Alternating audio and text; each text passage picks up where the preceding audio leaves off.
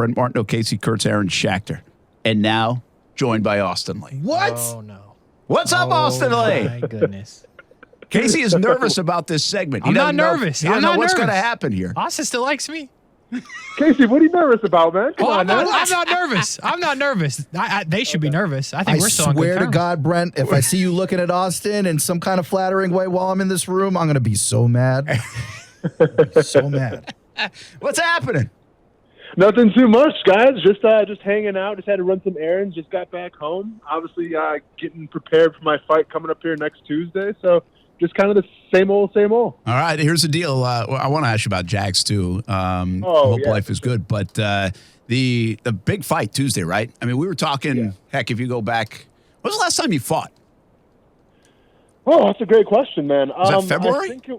I think it was February, yeah. So it's been a little bit. All right, so coming off there, we thought you might get the call. Remember, we thought you might get the call for the one in Jacksonville, and you were real close. And so now you go to the Dana White Contender Series, and correct me if I'm not right on any of this, but then, but this is big. I mean, this is big time Tuesday night, right? Yeah, man, you've definitely done your homework to say.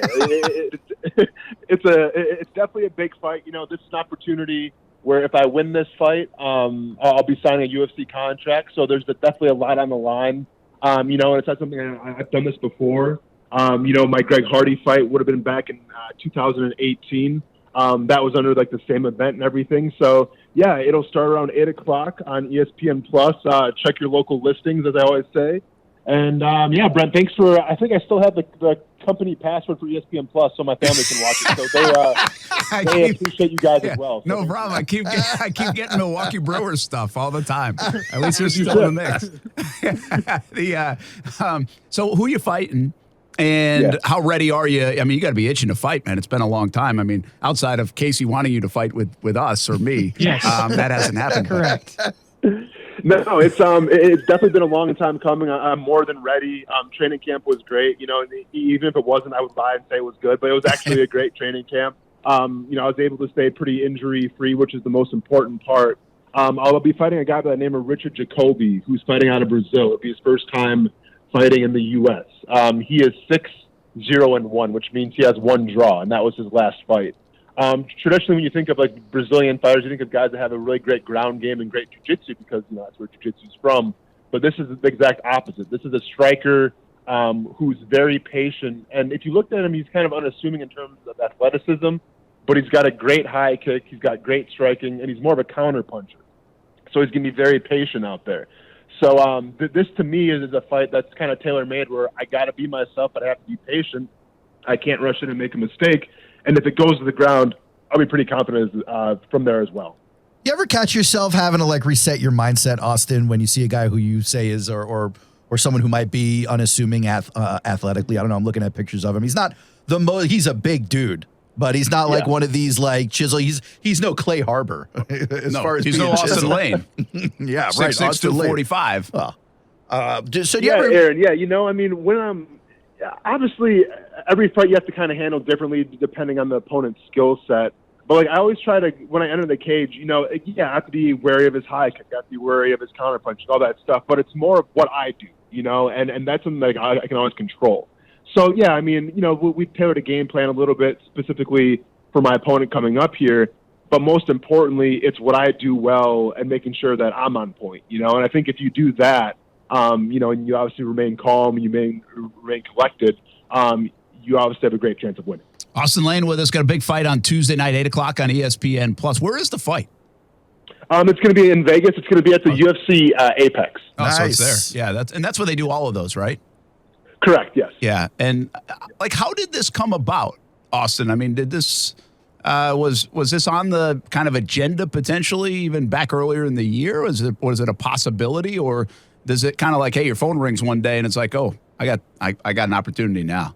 Yeah. There was definitely rumblings even before the UFC card here in Jacksonville, which I tried to get on. There was definitely rumblings, and originally I think they had me, you know, pegged for an opponent who fought out of a different promotion, who was the champion at the time, but then he ended up losing in his last fight. So then once he lost, then that fight kind of got scrapped, and then they're trying to find me a different opponent, and then this is where this guy came along because obviously I'm more of a striker, and this guy's going to be a striker as well. So even though it's more of like a competition to see who can get in the UFC, they still, set these fights up to be pleasing to the eye, right? So this is going to be a striker versus striker matchup. So that's kind of how it all came into place. I mean, I've known about this fight now for a long time, and it's crazy because, I announced it one day, but like when they told me, and this is probably 2-3 months ago, they said, yeah, you're fighting so-and-so date. I'm like, great. And then I couldn't say anything about it.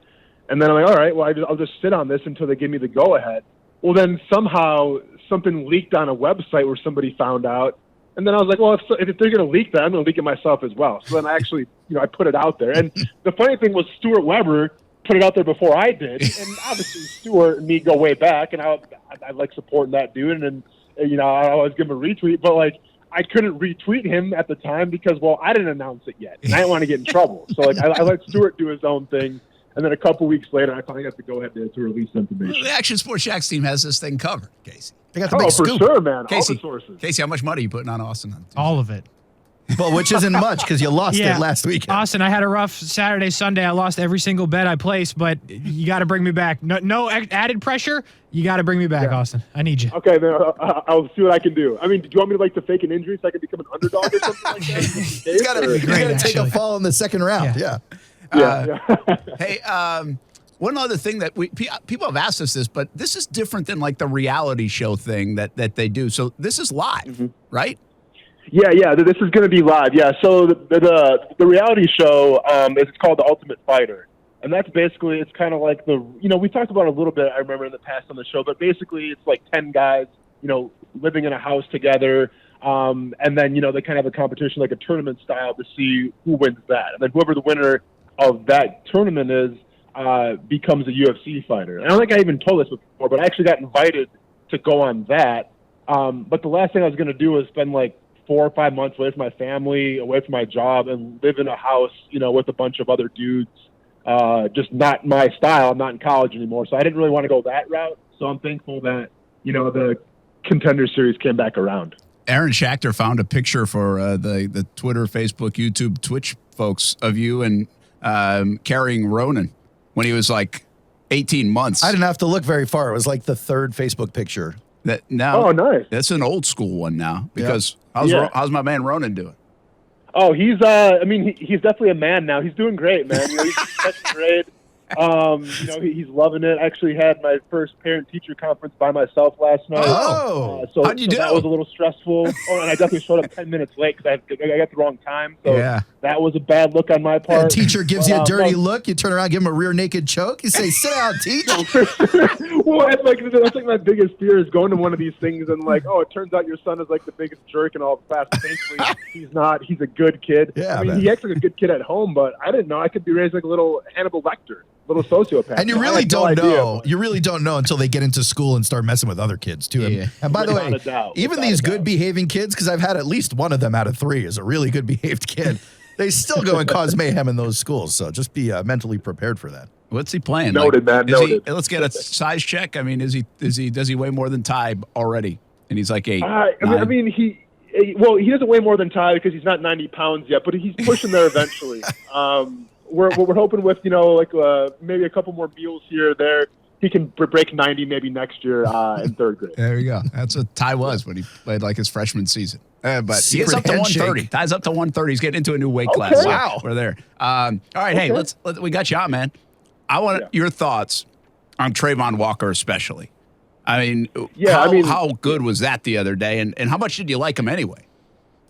Yeah, I mean, obviously, my biggest thing about Trayvon Walker coming into the season was, are they going to give him time to develop, or is he going to come out right out of the gates right away and swing hot? And he's definitely swung hot. I mean, he's made impact play after impact play. Now, obviously, in the run game, I think he's still learning a little bit. He's learning on the fly, keep in mind. This is a guy who was all over the place in Georgia, all over the line. But in terms of impact plays, that interception, chef's kiss. It helps having long arms, I guess. And then, obviously, the quarterback sacks, which we saw a little bit in preseason too. He definitely has all the intangibles to be a great pass rusher. And I'm pleasantly surprised with how far along he already is. Because what I was expecting was a guy who would take some time to maybe learn the position a little bit.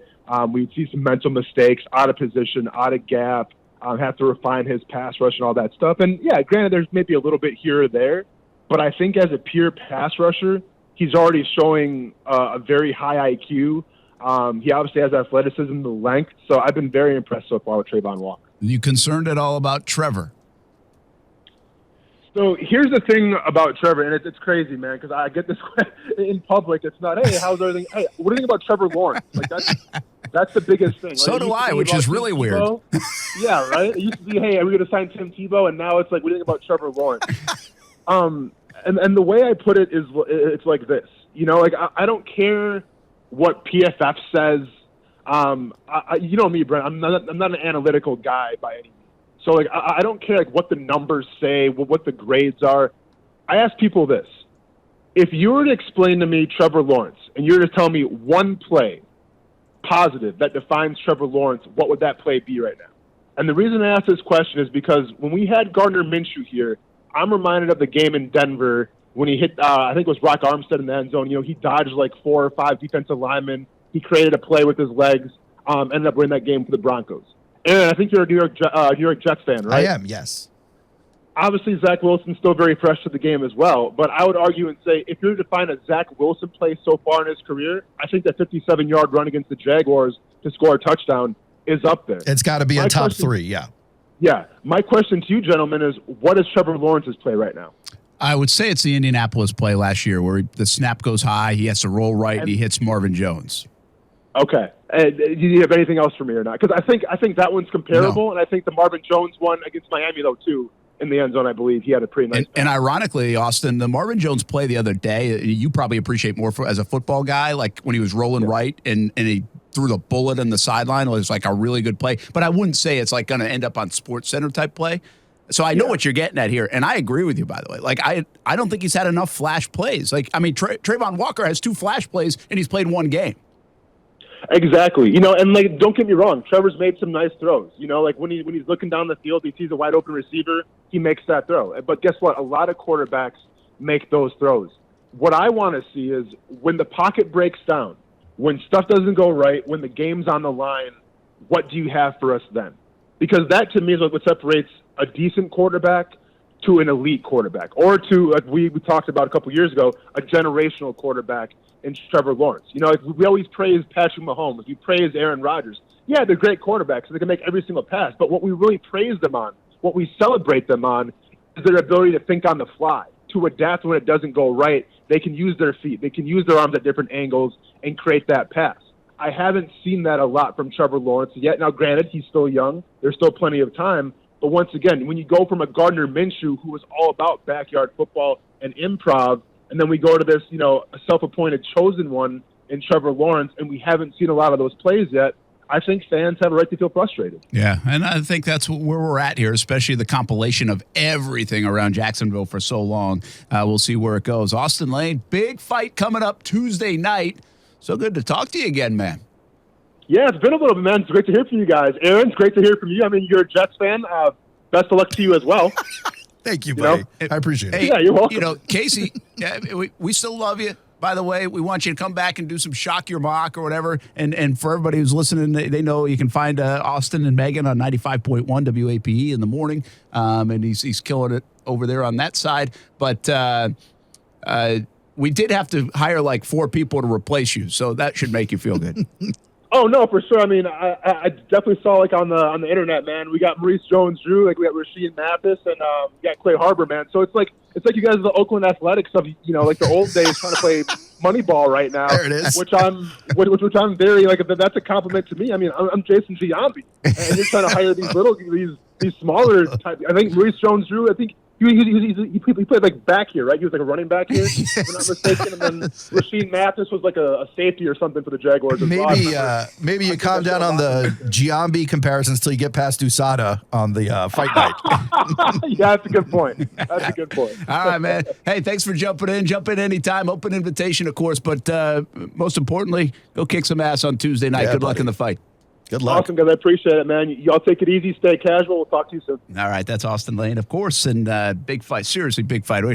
Man, we've been following this thing, Casey, for a long time, and I think everybody really in our building has, Aaron, as well. It's one of the cool things. We're all on this guy's corner. And so, what do you tell a fighter when you wish him good luck? Because it's not break a leg. You don't want him to break a leg. You Well, want to break last the other time, guy's dude leg. literally broke his leg. did, Yeah, so actually. you go like, hey, break another guy's leg or something like there's that. a possibility that guy breaking his leg the last fight actually cost him the phone call.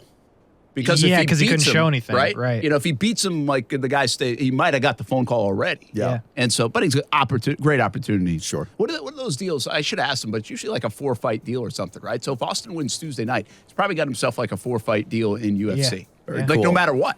That's awesome. So- And he's in that weight class where, you know, one punch changes everything. He lands a couple of good punches just going forward in that contract. You never know. But Really also, never know. you make a good reputation for yourself, and before you know it, 8-9 fights down the road, you're fighting Jake Paul for like 30 mil. Or that. Yeah. Austin would be so mad if he was still listening. He would. Come on. He would love to fight Jake Paul for 30 mil. He'd love to get 30 mil. You're right.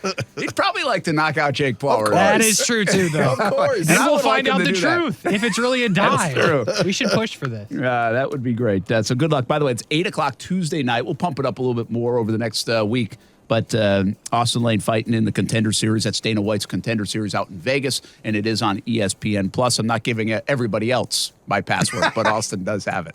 So he can at least watch it back after he wins. Can I get on that password? We'll be back. Brent Friends on ESPN 690 rolls on after this.